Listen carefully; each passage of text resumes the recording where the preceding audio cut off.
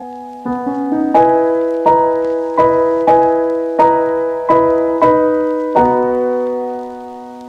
there everyone, my name is Soul and I have made videos covering every single live-action Sonic film. If you guys watch my channel, you know I cover a lot of movies, games, anime. I'm kind of all over the place, and for some reason the one franchise I seem to be on top of is the Sonic the Hedgehog movies. Meow? And thus we are here now covering Sonic Adventure 3, easily the one I was the most excited for. And why is that? It's because I grew up as a Sonic fan, and as a Sonic fan I don't mean of the games, plural, I mean I specifically played this one. For the one guy asking, no, I did not play it on the Dreamcast. I didn't know what a Dreamcast was until I was like in my 20s. And as far as all the other Sonic games, Sonic Wolverine, the Lost Knight, the Advanced World Spin Blast, I never played any of those. I heard Sonic 06 was pretty good. I might try that. And the reason I bring all this up is because Sonic 3 introduces the character of Shadow and for all intents and purposes is the live-action adaptation of Sonic Adventure 2. My name is Shadow. I'm the world's ultimate life form. There's no time for games. Farewell! So keep in mind for this review, I look at this film kinda as a modern day adaptation of biblical script. This movie is my Passion of the Christ, only it's Keanu Reeves as a rodent. Nope! But I want to sing this movie's praises before I talk about some things that disappointed me. The best thing about this movie is Sonic, Knuckles, and Tails. I love that they took the time to introduce Sonic as his own character, then in the second movie we introduced Tails and Knuckles, and now that we've worked so hard to get this trio, we officially have the Sonic team. Ben Schwartz is a perfectly fine Sonic. He's not my favorite ever, but he is a talented voice actor, and I think they use Sonic perfectly in this film. He has like a tiny little arc about teamwork. He gets his quips in, he shows up to work, he does fine. And Tails, I don't know if I gave Tails credit in the last movie. I love Tails. Like, he's so fucking cute, and he's like the one voice character that actually is like from the games and stuff. She's perfect as Tails. The entire movie, every time Tails was on screen, I was just a happy boy. And Idris Elba as Knuckles, I still love this dude. No, he is not an accurate portrayal of Knuckles in the slightest, but he's the funniest character in these movies. Knuckles has like a couple of punchlines, and I laugh more in this movie from those punchlines than his entire TV show on Paramount. What the fuck am I paying for Paramount for? The best punchline of the movie being when the Sonic team is in Tokyo, there's this little girl that goes up to Tails and says, "Are you Detective Pikachu?" And Knuckles replies, "Ah, he does look like a Pokemon." That got a belly laugh out of me. You know when you're the only guy laughing in the theater? That was me, but I'm fine with that. And these three guys are doing like their stack and smash attack from like Sonic Heroes. Like, we worked really hard to get this trio, and it feels like we earned it. It's awesome just to see them work.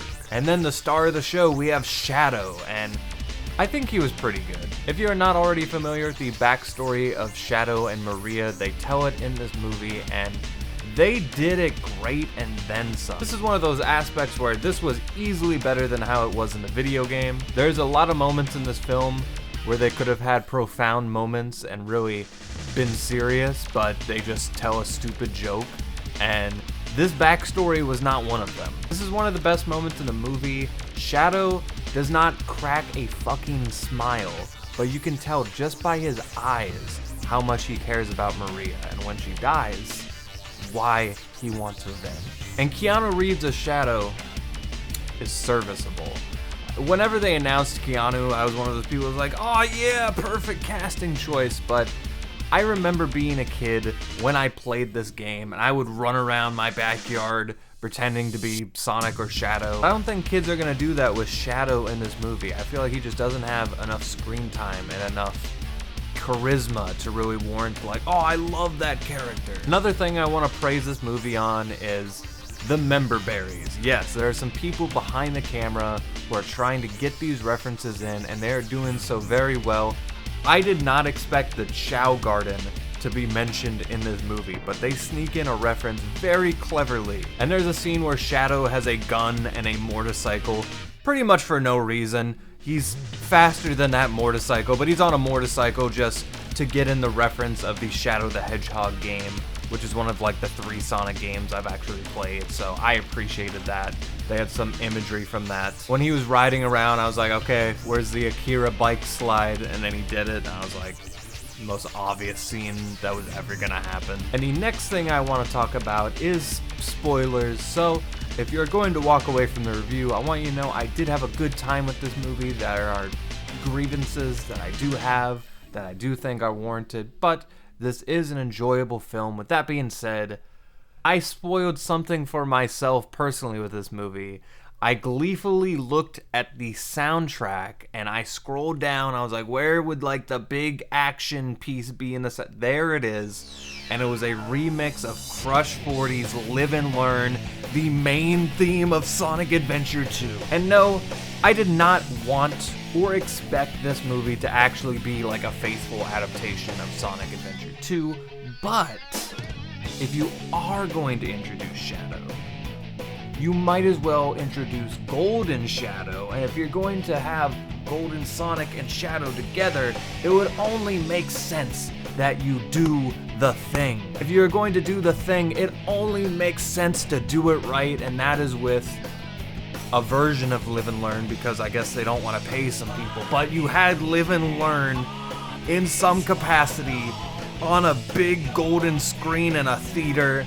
It was awesome. So as I'm sitting there in my chair, it's just cinematic bliss. I'm doing like a little happy foot dance. And just as I feel my childhood bubbling in my throat, it cuts to Jim Carrey doing some of the most stupid shit I've seen in a movie. I want to talk about Jim Carrey as Dr. Eggman. Keep in mind, I grew up on Jim Carrey movies. I love Jim Carrey, and he's basically retired and only sticking around for these Sonic movies. And I love how in these films, he started out as like a Jim Carrey with a mustache, and he's slowly morphing into the actual character. He's balding, he's putting on weight, he's getting the goggles. By the end of this film, that's Eggman. And at the end of the day, this is a kid's movie. Jim Carrey did carry these films on his back. If he wants to dial it up to 11, be silly as hell, all the more power to him.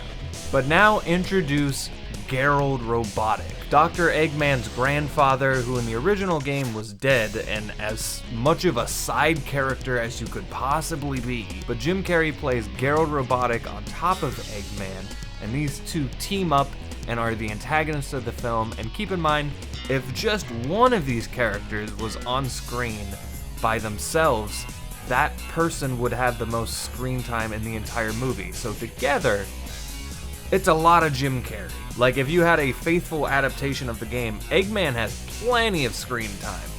Jim Carrey could be as wacky as he wanted to be, it still would have worked perfectly without Gerald Robotic. And I don't want to write off the jokes completely. There are some things he said that definitely made me laugh.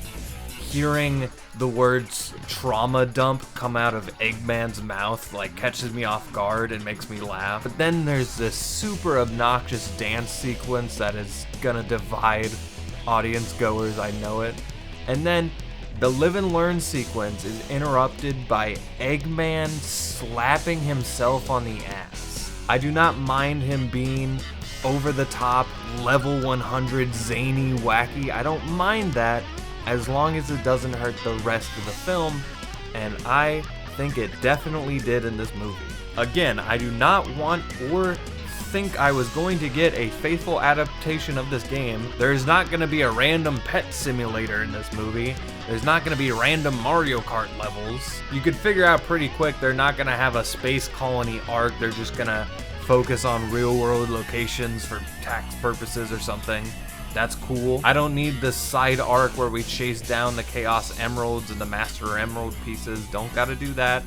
I don't even need Rouge. If we just want to focus on Shadow, make sure his backstory is perfect, don't need Rouge. But Sonic Adventure 2, as well as pretty much every other Sonic game in history, is super corny. The lines are absurd, coming from goofy voice acting layered over terrible audio mixing. Eggman! Oh, that creep never gives up! But how did he manage to harness all that energy? and I still love that story. I'm not gonna act like it's a masterpiece. No. And the same thing with Sonic Adventure 1 with like Gamma 1 and a lot of these other Sonic stories. There's a reason why so many damn people love the stories of these games, and I think it's like why Sonic in a lot of circles is above Mario. Mario has much better gameplay, but a lot of people love these characters because they talk, have backstories. I don't care how many kids played Mario, way more kids wanted to be Sonic. And that's also why people love Shadow. He's just an edgy Sonic. But he also had a great story that ends with him being a hero that dies and is forgotten. And it's fine if you don't want to adapt that, but what I don't want is for you to take the bones of a story, spit out 90%, and then dress up the remains with a less quality story than a fucking Dreamcast game. I'm getting into nitpick territory now, but there is a line from the game that is also a bit of a meme, and it's a send-off for the entire game. Sayonara, Shadow the Hedgehog. And in this film, Eggman and Shadow both die together. Not really, because there's a post-credit scene where Shadow lives, which he does pretty much in the games anyway, because you just can't kill off popular characters. That's besides the point. It's still a really cool moment in the game, and Eggman doesn't seem to ever die in these movies. He's just dead until we get Jim Carrey to come back. But anyway, you could have had that moment that a lot of fans love, but instead, Jim Carrey just says a pretty stupid ass line, and that's how they both die. Shadow's death scene, I didn't get anything out of. And there's a lot of other moments in this game that would have worked for a movie. The scene where Shadow and Sonic are running side by side, and they kind of understand one another. They're still like, I'm gonna kick your ass, but I understand you a little bit. So, there's more to you than just looking like me. What are you, anyway? What you see is what you get. Just a guy that loves adventure. I'm Sonic the Hedgehog. I see. But you know, I can't let you live. And Shadow can just teleport, like, in the game, when Shadow has a Chaos Emerald, he's able to teleport, which it doesn't really fully explain the essence of that, because he can teleport other people too, and how far away. Like during the giant explosion, I assume he just teleports away, so it's like his power is pretty broken. But in the game, there's a moment where Sonic takes a cue from Shadow and is able to use that ability, and that fleshes out the world. It's cool. Instead of just giving him this broken ability that's gonna be harder to write around. I was trying to tiptoe around this earlier, but Keanu Reeves is not the guy for Shadow, man. I'm not saying he was terrible. There are a lot of roles that are great for Keanu Reeves. John Wick is amazing, but he is not Mr. Charisma or anything, and Shadow the Hedgehog doesn't need to be. But there are a bunch of voice actors who have been edited or voiced over this film in clips or trailers or whatever, and it's an instant improvement. This is one of those really good movies that has an astounding movie in the editing room. If you want to get the nostalgia bait, you can play Sonic Heroes while Sonic, Tails, and Knuckles are running around.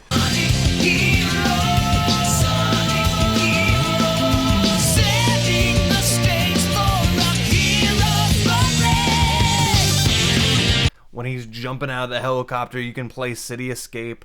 When Shadow's doing his like motorcycle shit, you can play the I am.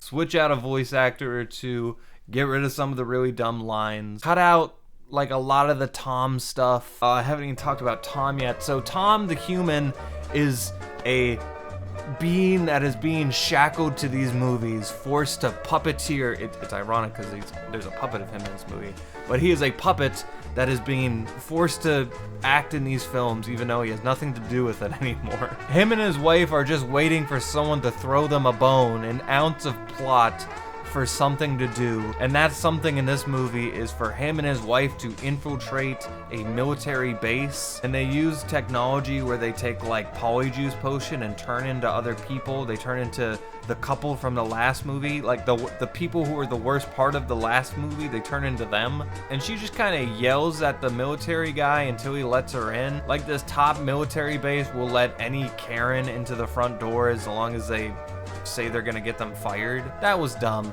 The puppet thing, that was dumb. The joke is that Tom, now that he doesn't have to deal with Sonic, has so much more free time on his hands. So within those couple of days, he got into ventriloquism and is now pretty good with this like custom Tom puppet he has. A lot of this movie is really dumb, and it's just back and forth between stuff that I like and stuff that I don't like. Like Sonic, one of the first things he says to Shadow is, "Where did he get his highlights done?" That's a good quip. And then there's a moment where Eggman references 2011 Green Lantern for no reason. Bad quip. Knuckles has this occurring joke where if he's referring to Shadow, he calls him the superior Hedgehog. Or he says like, "You're much stronger than that last Hedgehog I fought," the other one being Sonic. That's a good quip. Eggman like breaking the fourth wall, saying it's like we're two actors playing in a movie. Bad quip. And people think I'm being too negative. I have plenty of things I liked about I'll give some more things I like about this movie. I like when Tom gets punched by Shadow, giving Sonic a reason to really get pumped up and fight Shadow. I like the big Dragon Ball Z fight where Sonic punches Shadow into a moon.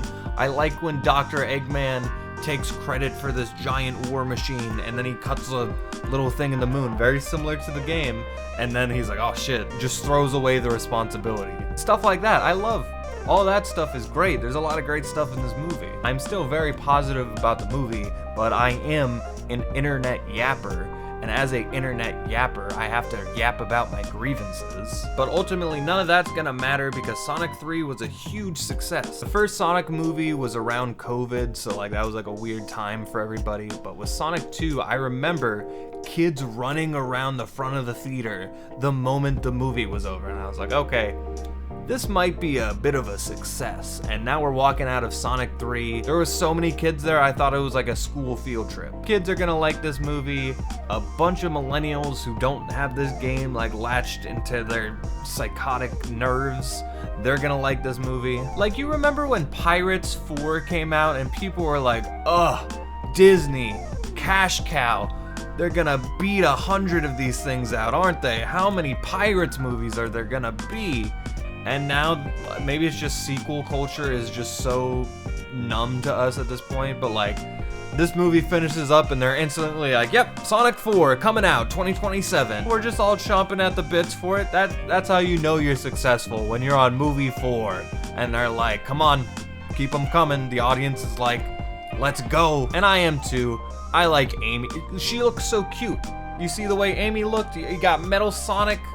I'm in. And when that time comes, I'm sure I'll cover it. But to close out this video, I'm gonna say I had a good time with Sonic 3. I'm gonna give it a very strong 7 out of 10. If you wanna see my other videos about Sonic the Hedgehog video games or whatever the hell else I'm yapping about on that video, I have an oasis of content at your fingertips. While you're getting your fingertips going, please, in the comments down below, let me know what you thought about this movie or any of the other Sonic films or the games. I want to know your guys' opinion. But until next time, thank you for watching, and with that, I leave you. Do you remember me? Capture you, I set you free.